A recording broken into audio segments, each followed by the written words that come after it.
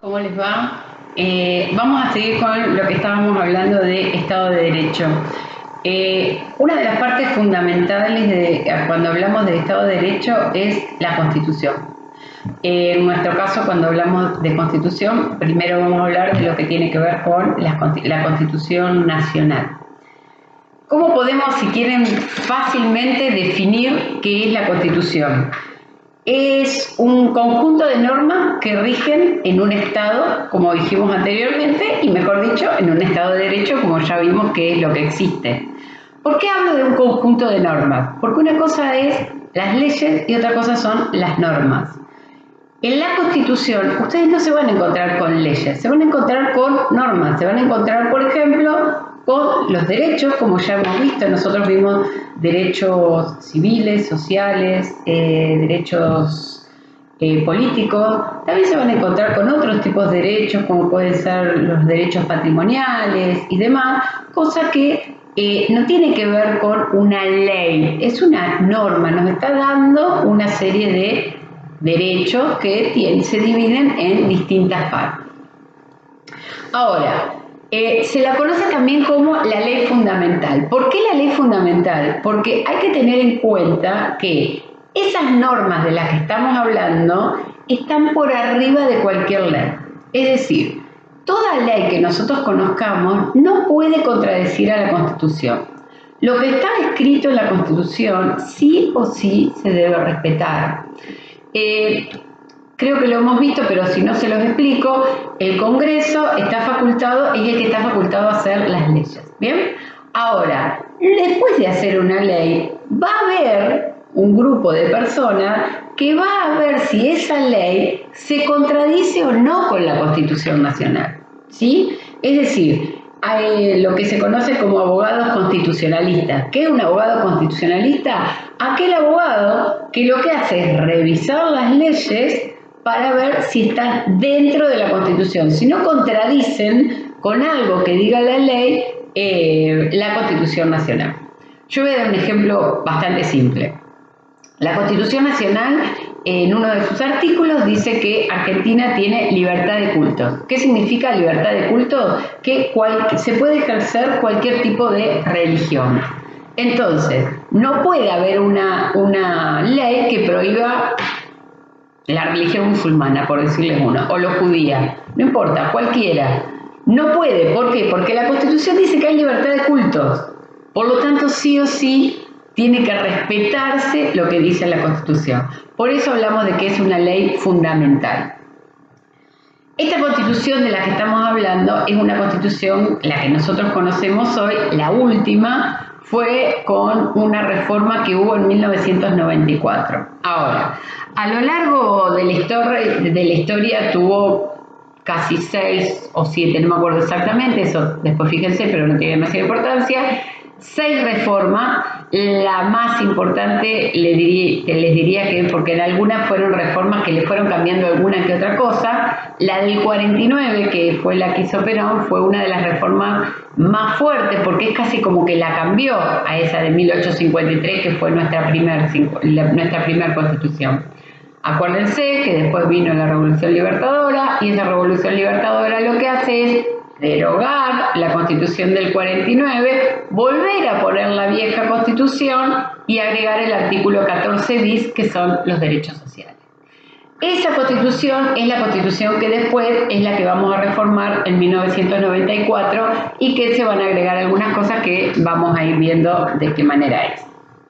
A ver, vamos a ver si se ve bien, porque esto no sé si va a salir. De cualquier manera, ustedes lo van a tener en el resumen que yo voy a mandar.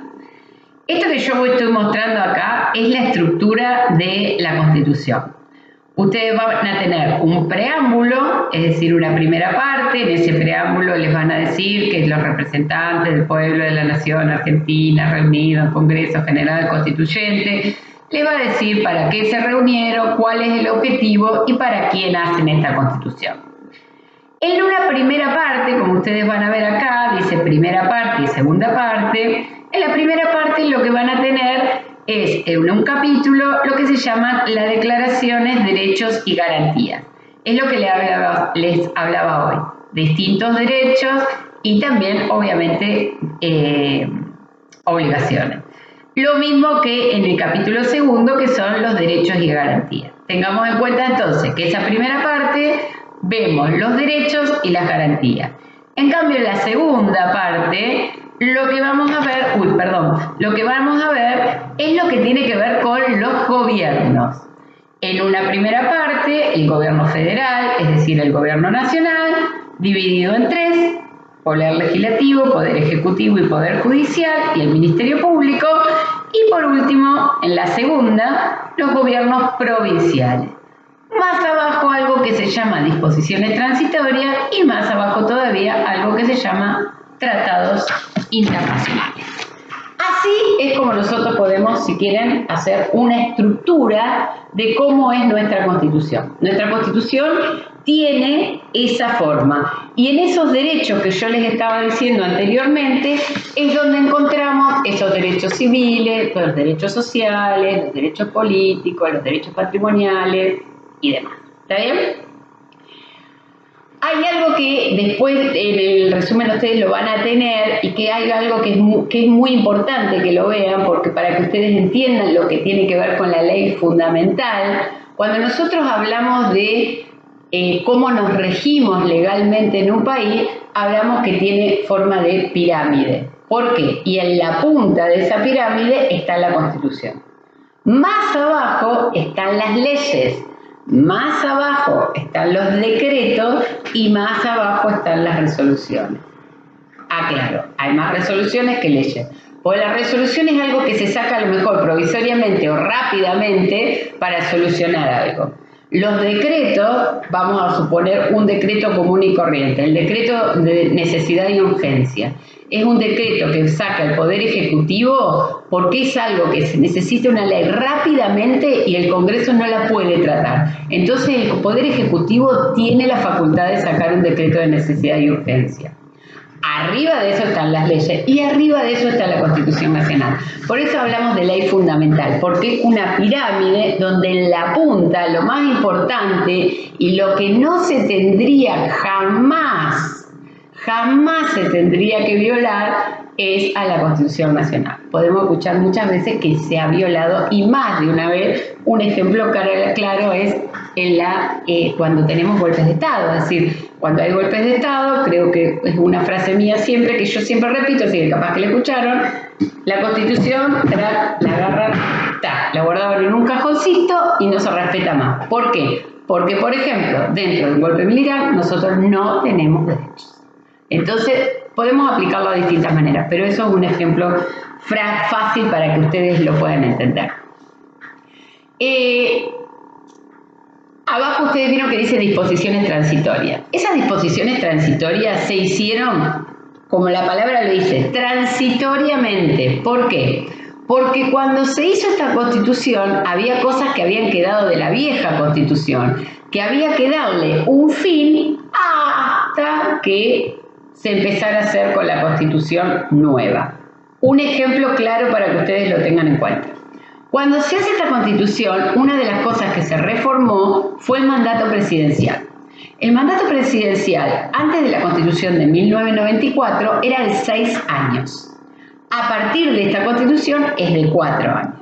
Entonces, una de las disposiciones transitorias dice que el presidente en ejercicio va a cumplir los 6 años de mandato, pero el próximo va a ser de 4 años. Por eso habla de transitorio. Es un tiempo y se acabó. Supuestamente eso ya tendría que haber pasado. Hay algunas cosas, sobre todo, que tienen que ver con el Poder Judicial, que todavía no se han podido lograr. ¿Qué son los tratados internacionales? Que, como yo les puse al final de todo, es algo que nos rige, es algo que está, si tiene rango constitucional, nosotros lo tenemos que tener como el ABC. Hay varios tratados. Por lo general son tratados que se han hecho en organismos internacionales, como puede ser la Organización de Naciones Unidas o la Organización de Estados Americanos. Ustedes se van a encontrar con una serie de tratados que son muy importantes, la Declaración de los Derechos Humanos, la Convención de los Tratados del Niño, acuerdos de la prevención, de la protección, que tengan que ver con el medio ambiente. Son acuerdos que el mundo se puso de acuerdo. Son tratados. Ahora, Argentina lo que hace es darle rango constitucional, es como que le da más importancia. Entonces, esos tratados se tienen que respetar, como yo les dije anteriormente, está arriba de la pirámide. Por lo tanto, esos tratados es lo mismo que cualquier derecho, como el derecho de trabajar, que ustedes lo encuentran como un derecho común dentro de la primera parte de la Constitución. ¿Se entiende? Bien. ¿Cómo hago yo para reformar una Constitución? Porque todo el mundo habla, reformamos la Constitución. La Constitución no es tan fácil de reformar, ¿sí? O sea, la Constitución tiene que tener pasos para poder reformarla. Un plazo que ustedes lo van a leer, que se llama preconstitucional, es decir, que va a estar a cargo del Congreso, ¿sí? Y otra parte que es la constituyente, que va a estar a cargo de lo que se llama la Convención Reformista. ¿Cómo es esto? El Congreso tiene que declarar la necesidad de reformar la Constitución y tiene que estar votada por las 2/3 partes del Congreso, es decir, el 75% del Congreso tiene que estar de acuerdo en que es necesario reformar la Constitución. Ahora, yo cuando digo que hay que reformar la Constitución, digo qué quiero reformar de la Constitución. Yo no voy a ir a un Congreso constituyente a reformarla íntegra, sacando que de entrada diga que sí. Porque lo que va a votar el Congreso es lo que se establezca. Vamos a un ejemplo claro. Se quiere reformar la Constitución ahora y se quiere poner que la reelección sea indefinida. 1. Si eso no se trata en el Congreso y están todos, esos 2/3 del Congreso estén de acuerdo, eso no se va a poder reformar. Porque esa parte, como yo les dije, preconstitucional, que es en el Congreso, es obligatoria. Vamos a poner que nos ponemos todos de acuerdo. El Congreso se pone de acuerdo. Todos estamos de acuerdo que hay que reformar A, B y C. ¿Qué es lo que se hace? ¿Qué es lo que se hace? Se convoca a un Congreso General Constituyente o una convención constituyente, como ustedes quieran. Esa convención constituyente, que la verdad ustedes dicen, ¿qué tiene que ver? Bueno, esa constitución constituyente lo que va a hacer es, se va a formar, cada partido político va a presentar sus candidatos y nosotros como ciudadanos vamos a votarlos. O sea, es otra votación que tendríamos, no la votación de elegir candidato a presidente, a gobernador, a diputados, a senadores. Cuando se reforma la Constitución, la ciudadanía tiene el derecho y la obligación de votar a los constituyentes. Por eso es muy importante saber qué piensa cada uno de los constituyentes que nosotros votamos, porque tiene que ver con lo que después nos va a regir por muchísimos años. Ustedes piensan que la última vez que se modificó fue en el 94, es decir, hace mucho tiempo que nos rige esta Constitución. Muchas veces hace falta reformarla porque hay que entender que las cosas van cambiando y otras veces no hace falta reformarla y se reforman igual por una cuestión de intereses económicos o políticos o sociales o como ustedes quieran. Pero la realidad es que hay que hacer así. Se reúne ese Congreso, discuten, se ponen de acuerdo, no se ponen de acuerdo, hasta que finalmente sale una nueva Constitución.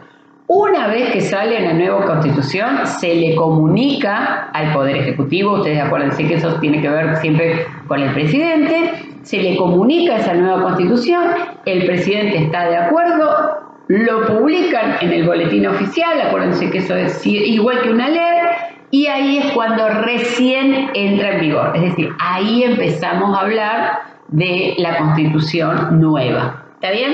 O sea, todo esto que yo les cuento, que se los conté en 2 minutos y medio, tengan en cuenta que lleva mínimo 1 año, con suerte.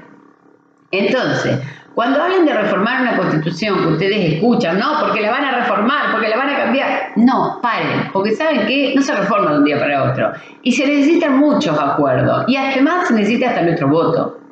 Entonces, no crean que es tan simple reformarla. Y para reformarla, vuelvo.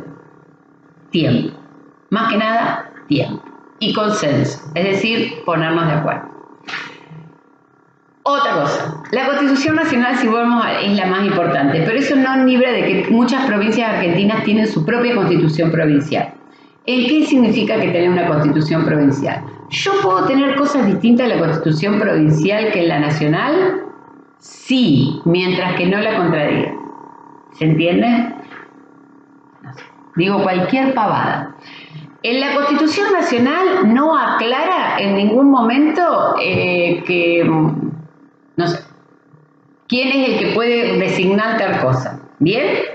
En la provincia sí, lo tengo que poner en la provincia. Entonces, si en mi provincia yo tengo más derechos que en la nacional, no hay problema. Lo que no puedo es tener menos porque la estaría contradiciendo. ¿Se entiende la diferencia?